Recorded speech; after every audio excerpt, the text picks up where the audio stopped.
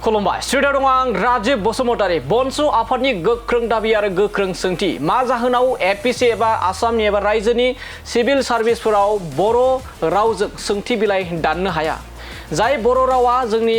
आसाम सरकारनि लोगो राव बे आसाम सरकारनि लोगो राव बर' रावखौ मा जाहोनाव एपिसि आनजादनि सोंथि बिलाइयाव एबा एपिसि आनजादाव बर' रावजों सोंथि दाननो हाया बेखौ गोख्रों दाबि खालामनानै सोमावसारदों बनसु आफादनिफ्राय उदालगुरि जिल्लायाव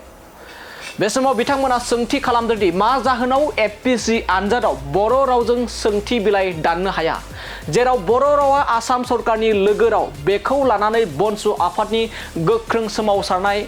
उदालगुरि जिल्लानि जिल्ला बेंगिरिनि दरखंआव गोख्रों सोमावसारदों आरो थाबैनो बर' बिजोंनि फरायसालिफोराव नांगौ बायदि एबा थोजासे लेखा रानना होनांगौ होननानै दाबि दैखांदों बेजों लोगोसे एपिसि आनजाद एबा जायखिजाया रायजोनि सिभिल सार्भिसनि सोंथि बिलाइ एबा आनजादाव बर' रावजोंनो सोंथि दाननांगौनि गोख्रों सोमावसारदों बनसु आफादनिफ्राय दानिया फैदो बिदिब्ला एपिसि आनजादनि सोंथि बिलाइखौ थाबैनो बर' रावजों सोंथि बिलाइ दाननांगौ होननानै माबायदि गोख्रों सोमावसारदों बनसु आफादनिफ्राय आरो बेजों लोगोसे मा दाबि दैखांदों बर' बिजों सोलोंथाइखौ लानानैबो माबोरै गोख्रों सोमावसारदों बेखौ बनसु आफादनि दैदेनगिरिफोरनिफ्राय मा फोरमायदों बेखौ नोंथांमोननि गेजेराव लाना फैदिनि आच्छा मा जाहोनाव दिनै एपिएससिआव बर'नि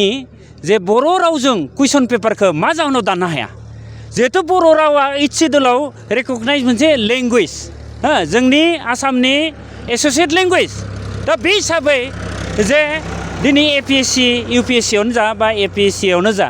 जे मा कारनाव जेनेबा बर' सोंथि कुइसन मानो खालामनो हाया मा जाहोनाव थारमाने मा नेग्लिजेन्सि दा जेखौ बुंनो नागिरो खालि बर'फोरखौ नेग्लिजेन्सि जे जोङो बर'फोरा बर' मिडियाम फरायनानै जाहाथे बै एपिएससि बा इउपिएससि एग्जामफोराव जाहाथे फेल जायो कारना बिसो दा ओंखायनो आसाम सरकारा मानो बारंबार बर'फोरखौल' नासयनो नागिरो दा बेखौ जोङो माने दुखु मोनो जोङो बर' हिसाबै जोङो जोबोद दुखु मोनो जोंनि फरायसाफ्राबो जोंखौ गोबां दुखुजों फोरमायदों दिनै पेपार लिक जानायनि सारा इन्डियायाव जिहेतु सोमावसारदों थिग बिदिनो जोंबो बुंगोन जे आसामावबो थांनाय समफोराव गोबां बोसोरफोराव मा जादों पेपार लिक जादों दा बे पेपार लिकफोरा आसामावबो बन्द जानांगौ आसामावबो बन्द जानांगौ आरो बिनि माने बेबस्थाखौ गोख्रों मोनसे बेबस्था जाहाथे आसाम सरकार भारत सरकारा लायो दा बेखौ जोङो खावलायदों बे मेम'रेन्डामनि गेजेरजों जों खावलायदों आरो लोगोसे मा दिनैबो जुदि आसामाव जोङो थानानै दिनैबो जुदि 5G मुगायाव टेक्न'लजि मुगायाव जुदि मास्टरनि थाखाय बिजाबनि थाखाय संग्राम खालामनो गोनां जायोब्ला नङा होमबा मानो जादों बियो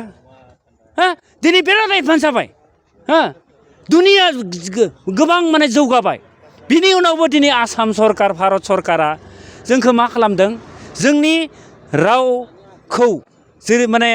जौगाहोनाय फेहेरनाय रैखाथि होनायाव जेबायदि बेबस्था लानांगौ बे बेबस्थाखौ लानायखौ जों नुवाखै खारन जों नुदों दिनै फरायसाफोरा खमिलांनायनि जाहोना मा एकदम थोंजोङै बुंनो थाङोबा फोरोंगिरि आंखाल खारन फोरोंगिरि सासे बा सानैल' मोनसे एलपि स्कुलाव थायोब्ला मोनसे फरायसालियाव जुदि साइन्सनि टिचारानो गैयाब्ला बे फरायसालियाव बोरै गार्जेनफोरा माने गावनि फरायसाखौ दैथायहरगोन दा ओंखायनो मा जादों प्राइभेटाइजेसन जाजोब्बाय दा जों मिथिगौ जे प्राइभेट स्कुलाव जेसेबां लाख फरायसाफोर दङ बे लाख फरायसाफ्रा जुदि गभर्नमेन्ट स्कुलाव फरायोब्ला बे गभर्नमेन्ट स्कुला बोरै बायनानै थांनो दा जोङो ओंखायनो दायखौ बुंदों जे जोंनो एभेलेबल टिचार नांगौ एभेलेबल साबजेक्ट वाइसआव टिचार नांगौ दानि जुगावबा मेथ्सनि थाखाय बेलेग इंराजिनि थाखाय बेलेग बर' रावखौ फोरोंनायनि थाखाय बेलेग आलदा होनांगौ खालिल' मा बिजाबखौल' जाबसिनबाय थादों नाथाय फोरोंनो थाखाय टिचार गैया बे गासै सिस्टेमा इडुकेसननि जि सिस्टेम बे सिस्टेमखौनो दिनै इन्डिया बा भारत माने आसाम गभर्नमेन्टआ सोलायनांगौ अब्लासो जोङो बेवहाय क्वालिटि इडुकेसन जों प्रडाक्ट खालामनो हागोन जोङो नैबे टेक्न'लजि मुगाजों जों फेर मारिनो हागोन आरो दिनैबो जुदि फरायसानि थाखाय बिजाबनि थाखाय संग्राम जुदि खालामनो गोनां जायोब्ला मोनफ्रोमबो बिथिङावनो अथ'स' जाय बुस्थुखौ जों सोलोंनानै गियान मोनो बिनि सायावबो जुदि राजनिति गेलेयोब्ला बिनिफ्राय दुखुनांथावसिन बाथ्रा गैया आरो लोगोसे मा जोंनियाव मोनसे थासारि बे थासारिखौ लानानै जों बुंबाय थादों जोङो बुनसुआ जे जिखिनि बिटिसिआव बा 2003आव माने MOS बा माने एकर्ड जालांबाय बे एकर्डआव जिखिनि क्लजफोर दोङो मावनो गोनां बेखौ थाबैनो मावनांगौ बिटिआर जि एग्रिमेन्ट जाबाय बे एग्रिमेन्टआव जिखिनि दफा इडुकेसननि थाखाय भेन्सार स्कुल बा भेन्सार कलेजफोरखौ जिहेतु प्रभिन्सियेलाइज खालामनायनि थाखाय बेवहाय मेम'रेन्डामाव बा बे पिस एकर्डआव लिरनाय दङ बे हिसाबै थाबैनो बेखौ खालामनांगौ बारा समस्याखौ मानो फिसिना लाखिदों आसाम सरकारा फिसिना लाखिदों भारत सरकारा फिसिना लाखिदों जायनि जाहोनाव दिनै मा जादों बिटिसिआ जायनि जाहोनाव थोंजोङै कलेजफोरखौ प्रभिन्सियेलाइज खालामनो हायाखै थांनाय समाव जों नुदों जे माखासे कलेजफोरखौ सिनियर कलेजफोरखौ माने बिटिसिआल' माने मोनसे डिसकासननि गेजेरजों मोनसे आयेन पास खालामनानै माने मा होनना बुंगोन बे प्रभिन्सियेलाइज नङा टेम्परारि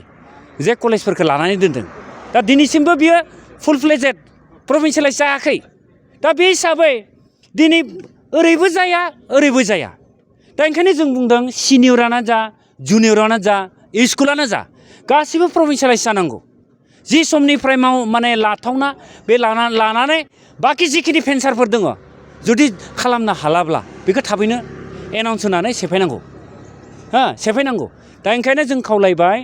जे माखासे जा प्रब्लेमफोर दङ बे प्रब्लेम इडुकेसननि मेनलि दिनै जोङो समस्याफोरखौ लानानै आरो लोगोसे मा बारंबार जों बुंबाय थादों जे कार्बि आंलं आरो डिमा हासावआव थानाय जायफोर बर'फोरनो स्टेटास माने ST स्टेटासखौ थाबैनो इमप्लिमेन्ट खालामनांगौ दा नोङो MOSआव लिरना हरबाय बिटिसिआवबो लिरबाय बिटिआरआवबो लिरबाय जे कार्बि आंलंआव थानाय बा डिमा हासावआव थानाय जिखिनि बर'फोर दङ दा बिथांमोननो जों ST स्टेटासखौ होगोन होननानै जिहेथु माने एकर्डआव लिरनानै लाबोबाय दा इमप्लिमेन्टेसनखौ मानो खालामा प्रब्लेमा मा समस्याया मा जुदि इमान समस्यानो दङमोन एकर्डआव लिरनायनि मा जुक्ति थाखो जुदि एकर्डआवनो लिरखाबायबा एग्रिमेन्टखौनो जाखाबायबा एकर्डआनो जाखाबायब्ला बेखौ थाबैनो इमप्लिमेन्ट खालामनांगौ आरो मोनसे जोङो समस्या नुबाय थादों मा जे NDPनि जि समस्या बेखौ फोजोबनांगौ जेराव जोङो गोजोन थासारि गायसननो होनानै दिनै गुबुन गुबुन अर्गेनाइजेसनफोरा बुंबाय थादों जे जोंनियाव मोनसे गोजोन थासारिखौ जों सोरजिनो थाखाय जोङो बेवहाय मोजां थासारि सोरजिनानै जोंनि रायजो राजाखौ जौगाहोनो थाखाय जोङो मोनसे परिबेक मोनसे आबहावा नांगौ दा बे आबहावा नांगौब्ला जि समस्या जादों NDPनि जि समस्याफोर हायना सानजा नन हायना सानजा एनाय नांनायानो जा जिखिनि समस्याफोर दङ बे थाबैनो फोजोबनांगौ दा मोनफ्रोमबो बिथिङाव समस्याल' बेनिखायनो जोङो बुङो नाथाय जों बुङोब्ला गुबुना